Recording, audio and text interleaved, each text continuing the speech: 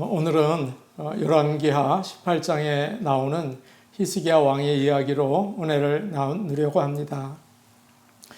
보통 대통령이 취임하자마자 가장 먼저 하는 일이 있다고 합니다.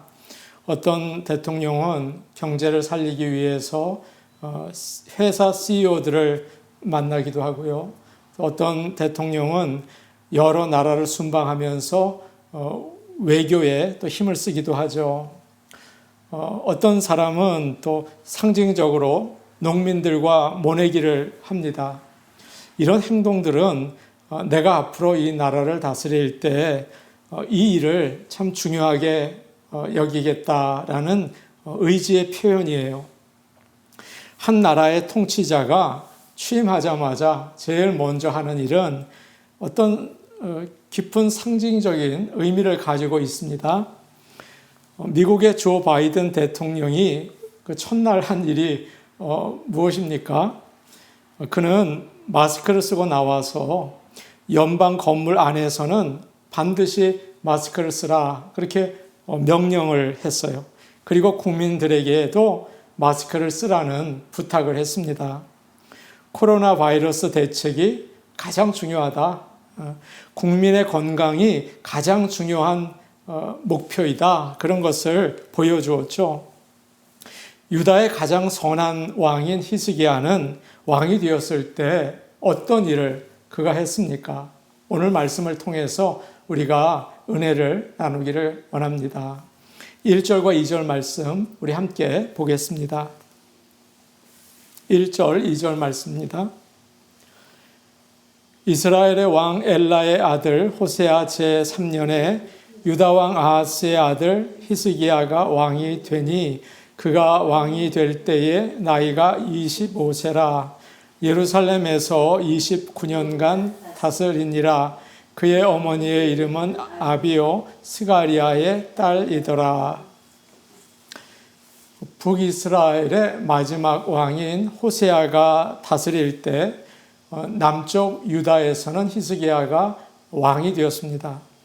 히스기야라는 이름은 여호와께서 강하게 하셨다라는 뜻이에요. 정말 하나님께서는 그를 강하게 하셨습니다. 경제적으로나 군사적으로 힘을 주셨다는 뜻이 아니죠. 강한 믿음을 주셨어요. 그래서 그는 놀라운 종교 개혁을 일으키게 됩니다. 히스기야는 나라가 참 어려울 때 왕이 되었습니다. 당시에 아수르가 아주 강한 나라였죠. 그가 왕이 된 다음에 3년 뒤에 아수르 군대는 북이스라엘의 수도인 사마리아에 쳐들어와서 성을 에워쌌습니다. 그리고 다시 3년 뒤에 북이스라엘을 멸망시키고 말았습니다. 그리고 이제 남유다도 정복해야겠다 그런 생각을 했죠. 지금 나라는 큰 위험에 놓이게 되었습니다. 뿐만 아니라 당시에 유다는 영적으로도 가장 어두운 때였어요. 히스기야의 아버지 아하스는 가장 악한 왕이었습니다. 그가 다메섹에 갔을 때 이방 신들의 제단을 보았습니다. 참 좋다 그런 생각이 든 것 같아요. 그리고 돌아와서 똑같은 제단을 만들어서 그 신들에게 제사를 했습니다. 여호와의 성전에 있는 모든 물건은 부수고 성전 문도 잠궈버렸죠. 그래서 백성들은 여호와 하나님께 예배를 드릴 수가 없었어요. 대신에 마을마다 산당을 만들고 다른 신들을 섬기게 했습니다. 뿐만 아니라 그는 자기의 아들을 산채로 불에 태워서 몰렉 신에게 제물로 바치기까지 했습니다. 여러분 얼마나 무섭고 끔찍한 일입니까? 아버지가 완전히 우상에 비춰서 산 거예요. 왕이 그러니까 백성들도 따라서 우상 숭배에 빠져서 살았어요. 나라가 얼마나 영적으로 황폐했는지 모릅니다. 이렇게 안팎으로 위기가 있을 때 히스기야는 어떻게 했습니까? 3절에 아주 귀한 말씀이 나와 있습니다. 3절 말씀 우리 같이 보겠습니다. 3절입니다. 시작. 히스기야가 그의 조상 다윗의 모든 행위와 같이 여호와께서 보시기에 정직하게 행하여.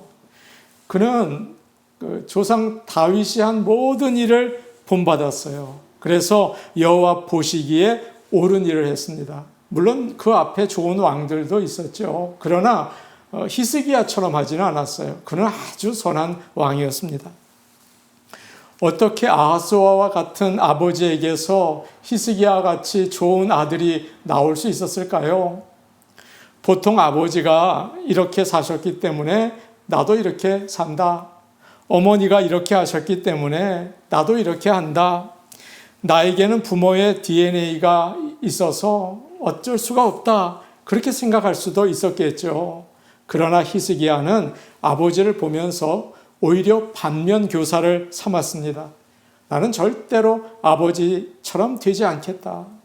나는 절대로 아버지 같은 왕이 되지 않겠다. 나는 저런 인생을 살지 않겠다. 그러면서 정반대의 길을 간 것입니다. 히스기야는 아버지를 닮는 것을 거절했어요. 뭐라고 합니까? 반항이죠. 거룩한 반항을 한 거예요. 우리는 세상을 살면서 쉽게 영향을 받습니다. 잘못된 줄을 알면서도 남들이 다 하면 따라갈 때가 참 많죠. 특별히 한국 사람이 더 그런 것 같습니다. 다른 사람들과 다를 때 불안해해요. 그리고 다수가 하는 대로 그냥 따라갈 때가 참 많습니다. EBS 한국교육방송에서 이런 실험을 했습니다. 4개의 막대 그래프를 그려놓고 크기가 같은 2개를 찾으라는 그런 실험이었어요. 실험에 참여한 사람은 모두 7명이었습니다. 그 중에 6명은 그런데 연기자이고 1명만 실험 대상자였어요. 누구든지 대답할 수 있는 아주 쉬운 문제였습니다. 그렇지 않습니까? 4개 그래프 중에서 똑같은 거 2개 찾으라. 쉬운 거였어요. 그런데 6명은 제작진이 시키는 대로 일부러 틀린 답을 골랐습니다. 그러자 마지막에 남은 이 실험 대상자도 그 답을 알고 있었지만 주저하다가 남들처럼 틀린 대답을 선택했다고 해요. 이렇게 우리는 쉽게 주위 환경에 영향을 받습니다. 사랑하는 여러분, 우리는 믿는 사람들 아닙니까? 하나님의 말씀대로 사는 사람들이에요. 그런데 그렇게 살기가 참 어렵습니다. 남들은 다 자기 마음대로 하고 싶은 대로 하는데 나만 하나님의 말씀에 따라서 순종하려고 하니까 어때요? 나 혼자 틀린 것 같고 나만 바보 된 것 같고 그렇게 느껴질 때가 참 많지 않습니까? 세상 사람들이 사는 것처럼 그 세상 사람들은 자기 마음대로 사는데 그것이 좋아 보여요. 어떻게 하면 좋겠습니까? 그래서 하나님께서는 말씀하십니다. 너희는 이 세대를 본받지 말고 오직 마음을 새롭게 함으로 변화를 받아 하나님의 선하시고 기뻐하시고 온전하신 뜻이 무엇인지 분별하도록 하라. 그렇게 말씀하셨습니다. 하나님은 믿는 자들에게 악한 세대를 본받지 말라고 하세요. 악한 세대를 보면서 따라가는 것이 아니죠. 세상을 보면서 너 안 된다. 거절하라고 하십니다. 부모가 우상을 섬긴다고 자녀도 우상을 섬기라는 법은 없죠. 부모가 알코올 중독이라고 해서 자식도 알코올 중독자가 되라는 법이 없잖아요. 부모가 가정에 충실하지 못하고 외도를 했다고 해서 나도 그럴 수밖에 없어. 그래서는 안 되겠죠. 그렇지 않습니까? 거룩한 거절을 하면서 사시기를 바랍니다. 하나님을 의지하고 영적으로 결단을 하시고 새로운 역사를 창조하시기를 바랍니다. 나에게서 하나님의 새로운 일이 시작되기를 간절히 축복합니다. 아멘. 지금 이스라엘은 이방 나라들의 공격을 받고 있습니다. 참 두려웠어요. 그리고 그들의 신들을 또 백성들이 섬기고 있었습니다. 그때 히스기야는 여호와가 보시기에 옳은 일을 했어요. 여러분, 이것이 영적인 개혁입니다. 종교 개혁이 무엇입니까? 그것은 잘못된 것을 거절하고 하나님 보시기에 옳은 일을 하는 거예요. 그래서 개신교를 가리켜서 프로테스탄트라고 하죠. 반항자라는 뜻이에요. 반항한다, 그런 말이죠. 그런 의미에서 히스기야는 프로테스탄트인 것입니다. 보통 사람들은 대부분 다른 사람들의 눈을 많이 생각하면서 삽니다. 그래서 마치 레이더가 이리저리 움직이면서 무엇이 있나 그렇게 확인을 하는 것처럼 그렇게 살아요.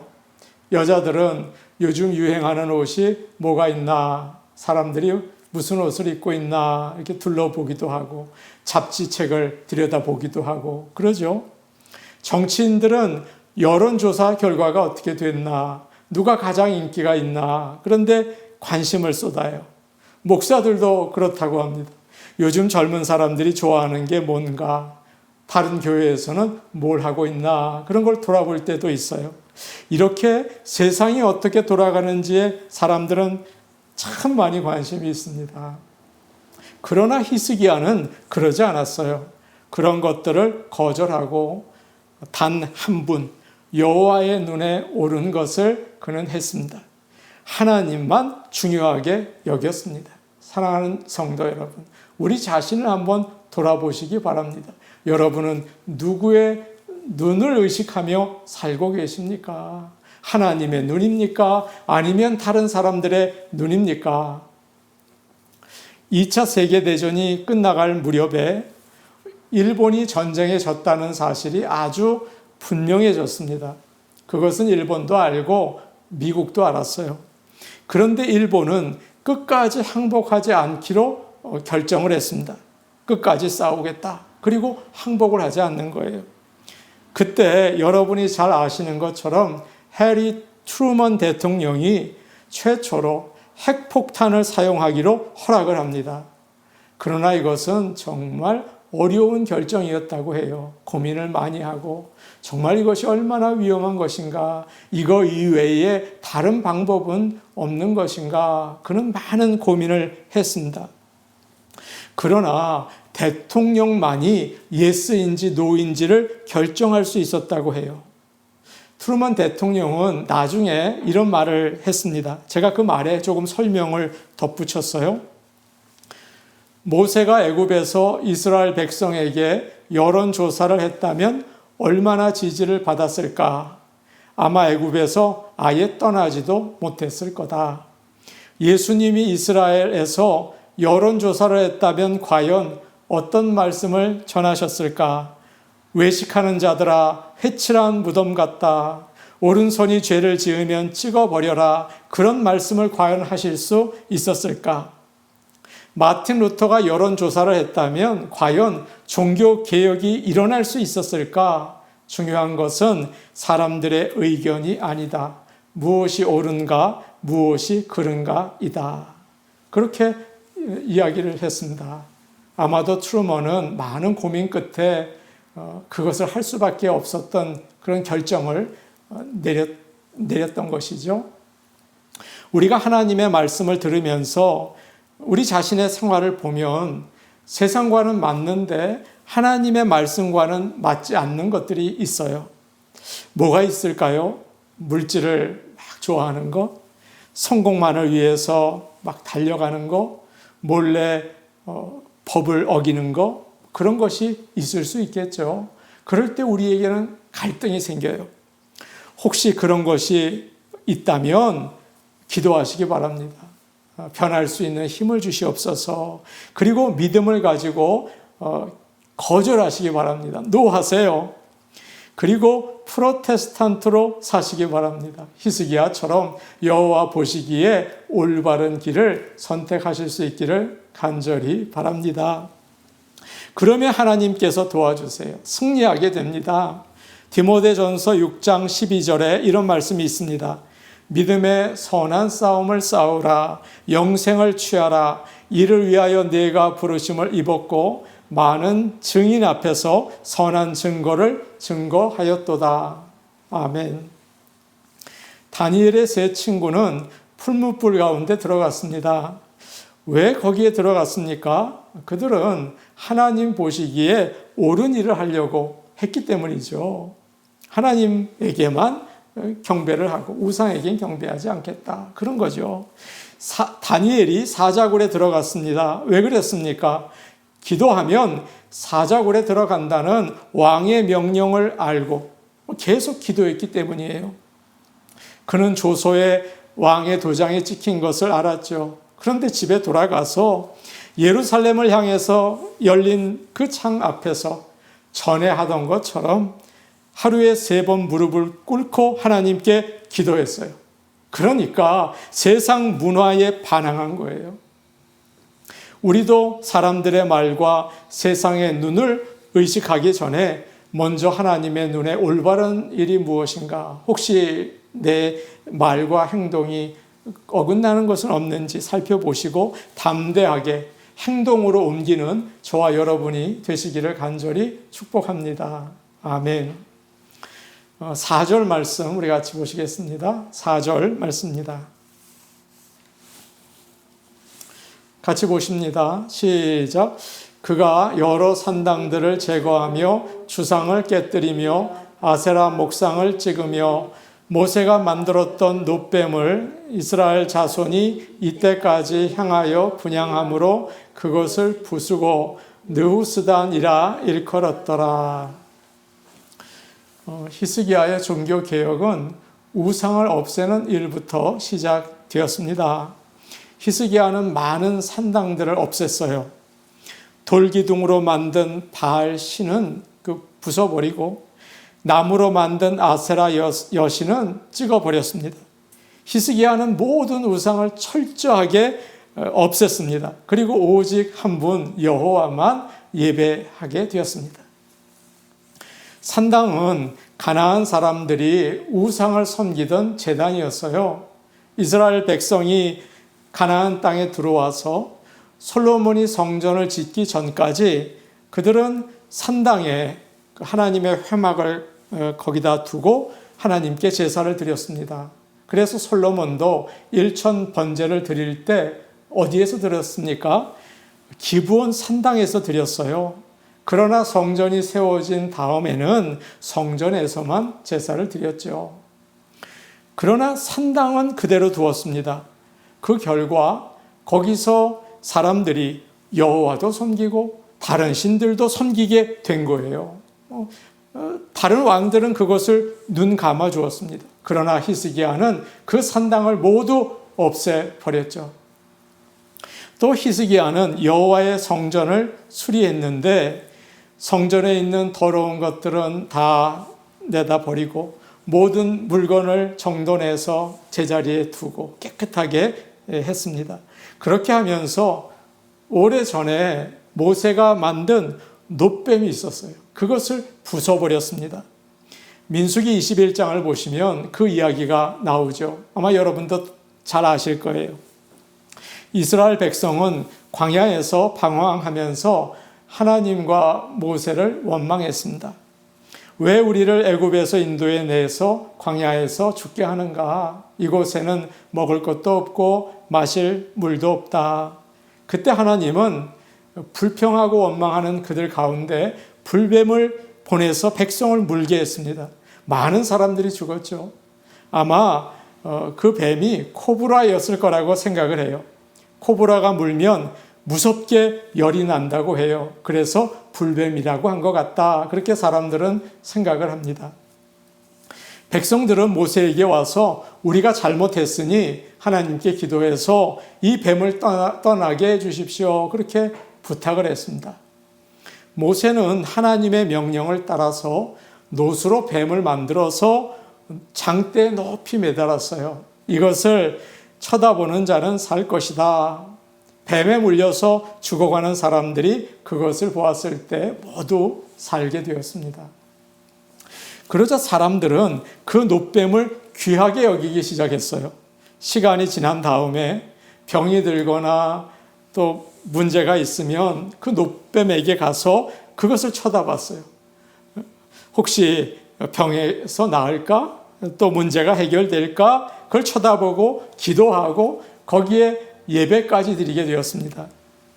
그 노뱀은 거의 730년 동안 남아 있었어요. 여러분, 어떻게 그렇게 오래 있을 수 있었을까요? 아마도 사람들은 그것을 우상이라고 생각하지 않았던 것 같아요. 이거 귀한 것이다. 하나님께서 우리에게 준 것이다. 그리고는 귀하게 보관한 것이죠. 그러나 히스기야는 사람들이 거기에 예배하는 것을 보는 순간 그것을 없애버렸습니다. 그리고 느후수단이라고 불렀죠. 무슨 뜻입니까? 오늘 우리가 읽은 성경 아래 관주를 보시면 뭐라고 되어 있어요? 놋조각이라는 뜻이라고 되어 있어요.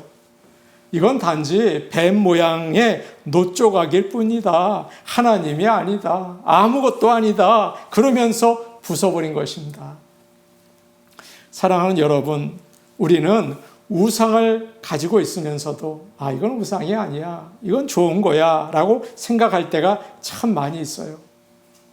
10계명 제2계명에서 하나님께서는 이렇게 말씀하셨습니다. 너를 위하여 새긴 우상을 만들지 말아라. 뭐라고 시작이 됩니까? 하나님이 아니라 너를 위하여 섬기는 것은 우상이 된다. 그런 뜻이죠. 하나님과 가까이 지내고 하나님의 마음을 헤아리고 하나님이 기뻐하시는 생활을 하기보다 나의 이익과 나의 즐거움과 나를 섬기는 것이면 그것은 느후수단이 된다는 거예요. 그렇기 때문에 우리가 하나님께 드리는 그 신앙생활도 잘못하면 그런 우상이 되기가 쉬운 거죠. 교회에 빠지지 않고 나와서 사람들이 예배를 드려요. 그러면서 하나님이 나에게 복을 주실 거야. 그렇게 생각을 합니다. 또 봉사를 합니다. 열심히 봉사를 하면서 하나님께서 나에게 건강을 주실 거야. 헌금을 하면서 하나님이 물질의 축복을 부어주실 거야. 새벽 기도에 빠지지 않고 나와요. 어려운 문제가 없어질 거야. 사랑하는 여러분, 그렇게만 생각한다면 그건 우상 숭배가 될 수 있다는 것입니다. 나를 섬기는 것이고 하나님을 나의 목적을 위해서 사용하는 것이 아닙니까? 그렇게 되면 그것은 놋뱀과 다를 게 없죠. 마치 놋뱀을 쳐다보면서 전에처럼 아픈 게 나을 거야, 어려움에서 벗어날 거야, 그런 거와 같은 거예요. 하나님을 바라보는 게 아니고 신비한 능력만 기대하는 게 아닙니까? 기도도 마찬가지입니다. 요즘에 목요 줌 예배 시간에 기도에 대해서 말씀을 나누고 있어요. 우리가 믿음이 아직 연약할 때는 내가 원하는 기도를 합니다. 그렇죠? 주님, 우리 아이들 좋은 학교 가게 해주세요. 우리가 하는 비즈니스 참 잘 되게 해주세요. 그렇게 기도해요. 여러분, 그렇게 기도할 수 있습니다. 그렇게 되기를 간절히 원합니다. 그러나 성령님께서 우리를 인도하시면 우리의 기도가 바뀌어요. 주님, 우리 아이들이 예수님을 잘 믿게 해주세요. 죄 짓지 않고 말씀을 따라 살게 도와주세요. 성령의 인도하심 받게 해주세요. 하나님, 우리가 비즈니스를 하나님 뜻 가운데 할 수 있게 도와주세요. 하나님의 영광을 나타내서 복음을 전파하는 곳이 되게 해주세요. 그렇게 기도하게 된다고요. 그렇게 기도하면서 우리의 신앙은 점점 자라나야 합니다. 우리의 기도가 변하고 예배가 변해야겠죠. 30년 전이나 지금이나 똑같이 하나님의 기적과 복만 구한다면 어떨까요? 그러면 우상 숭배가 되기가 참 쉬워요. 여러 가지 문제가 많아서 힘들어하는 성도가 있었습니다. 집에 있어도 마음이 편하지 않아서 날마다 새벽 기도에 빠지지 않고 나왔어요. 어느 춥고 이제 바람이 치는 그런 날이었습니다. 어렵게 교회에 왔는데 자리가 비어 있는 거예요. 이때 이 성도의 입에서 자기도 모르게 이런 말이 튀어나왔다고 해요. 아이고, 내 팔자야. 이 사람은 날씨가 나쁘면 새벽 기도에 나오지 않고 집에서 쉴 수 있는 사람이 얼마나 좋을까, 그런 생각을 했던 것입니다. 이분은 하나님을 사랑하고 하나님께 영광을 돌리고 가까이 하려고 기도하는 것이 아니라 자기의 문제를 해결받기만 위해서 기도한 것이죠. 그럴 때 그 기도는 느후수단이 됩니다. 노뱀과 같아져요. 우리가 계속 내가 원하는 것만 얻으려고 하고 어려운 문제가 해결되기만을 바란다면 그것은 이스라엘 백성이 예배하던 노뱀과 같지 않겠습니까? 그래서 성경은 이렇게 말하죠. 탐심은 우상 숭배니라. 욕심은 죄다. 그렇게 말씀하고 있지 않습니까? 우상을 섬기면서 우상이라고 생각하지 않을 때가 얼마나 많습니까? 욕심을 가지고 살면서도 이건 당연히 내가 얻어야 할 이익이야. 이것은 경제적인 거야 라고 생각을 합니다. 크리스천 작가로 잘 알려진 미우라 아야코가 있습니다. 그녀는 살림에 도움이 되기 위해서 사는 집에 조그마한 구멍가게를 이제 시작했습니다. 타고난 성격이 부드럽고 부침성이 좋아서 동네 사람들이 다 그 가게를 찾아왔어요. 한마디로 장사가 너무 잘 된 것입니다. 보통 사람 같으면 하나님의 축복이야, 너무 감사하다, 그렇게 기뻐했을 텐데 남편이 이런 말을 하더랍니다. 온 동네 사람들이 우리 가게만 오면 어떻게 하겠어? 옆에 있는 가게들은 문을 닫아야 하지 않겠어? 그건 믿는 사람의 올바른 모습이 아닌 것 같아요. 그러니 가게에 물건을 다 갖다 놓지 말고 일부만 갖다 놓읍시다. 그렇게 얘기를 했다고 합니다. 그러자 미우라 아야코는 그 남편의 말에 감동을 받았어요. 그리고 그렇게 했습니다. 그래서 사람들이 가게에 오면 있는 물건을 팔고 없는 물건은 옆 가게에 가서 사세요 라고 소개해 줬다는 거예요. 그 가게도 살고 옆 가게들도 잘 되게 되었다고 합니다. 그들은 참 깨어있는 믿음의 사람들이었어요. 그래서 욕심이 우상이 되지 않도록 힘썼던 것입니다. 사랑하는 여러분, 오늘 성령님께서 예배드리는 이 시간 우리의 마음에 환한 빛을 비춰주시기를 원합니다. 그래서 우리 마음 어두운 곳에 숨어있는 느후수단이 있다면 그것을 볼 수 있게 해주시기를 간절히 원합니다. 우리의 마음에 우상이 있으면 하나님을 바로 예배할 수 없죠. 우리 자신을 섬기게 되고 죄를 짓게 되지 않습니까? 우리의 삶이 변화될 수 없어요. 히스기야와 같이 변화된 인생, 개혁의 삶을 살 수 있기를 원합니다. 세상의 것에는 노라고 거절하고 여호와의 눈에 올바른 것을 행하고 그리고 하나님이 기뻐하시는 뜻을 따라서 우상을 버리고 나갈 수 있는 저와 여러분이 될 수 있기를 간절히 축원합니다. 아멘. 우리 같이 기도하시겠습니다. 은혜로우신 아버지 하나님, 저희가 세상을 따라 삽니다.